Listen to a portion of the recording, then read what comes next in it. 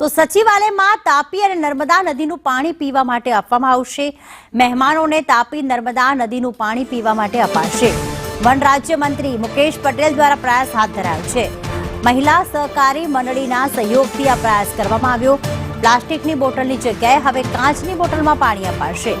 સચિવાલયને plastic બોટલથી મુક્ત કરવા આ પ્રયાસ હાથ ધરાયો છે। ત્યારે મંત્રીઓના કાર્યાલયમાં પણ કાચના ગ્લાસમાં જ પાણી આપવામાં આવશે। હિરણ અમારી સાથે જોડાઈ ગયા છે। હિરણ, આગામી સમયમાં શું બદલાવ કરવામાં આવશે સચિવાલયમાં? તો ખાસ રાજ્ય કક્ષાના મંત્રી વન અને પર્યાવરણ અને ક્લાઇમેટ ચેન્જ પણ મુકેશ પટેલ પાસે છે। અત્યારે હાલ જે પ્લાસ્ટિકની બોટલોમાં પાણી આપવામાં આવે છે એનાથી પ્લાસ્ટિક નો ઉપયોગ વધે છે અને આ ઉપયોગ ઘટાડવા માટે એક નવતર પ્રયોગ કરવામાં આવ્યો છે।